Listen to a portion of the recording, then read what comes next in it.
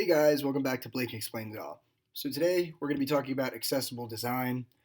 For that, I've just gone right back to my Grab website and I've written up this little thing. So basically, we're going to be talking about if Nike.com was made in the 80s or in the 90s.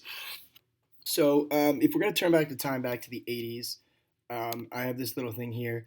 It's basically, this is what a website would look like back in the 80s. It was only text. The screen was usually black with green writing, just like you see in the movies. Basically, the terminal screens.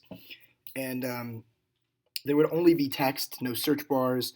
There's no optimization, search optimization yet, no HTML. So basically, all you would have is there would be a list of what you're looking for. Options would be given, and it would kind of be like navigating through your Finder because you would click all my files, and you could click through all your files and such that.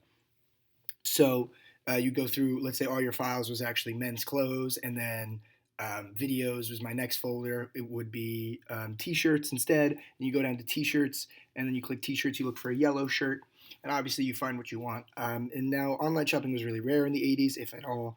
It didn't really come around until the 90s because you could not have pictures on the internet yet. So pictures didn't really come around until the 90s with HTML.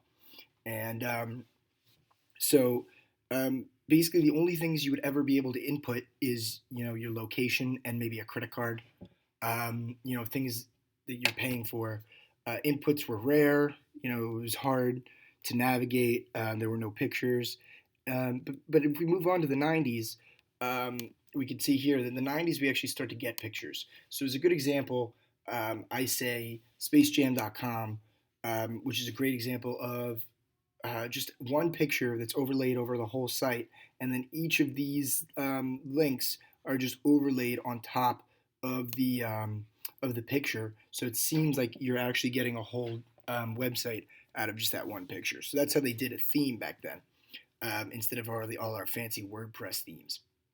So basically, you can have just a bunch of different pages all linked on that one page. And so this is how I would do my 90s Nike site, is I would have my theme look like this with boxes, and each picture would be a different shirt, and each link would click you to that picture's add to cart. So if you look now, this is what Nike looks like today. Obviously, a lot more advancements on top of that, but basically, what I was just trying to show you here is to show you how much easier and more accessible the internet is becoming to people who aren't, who aren't trained, and people who, even if you are trained, everything's becoming more accessible today. So I would just like to thank you for watching, and I'll see you next week.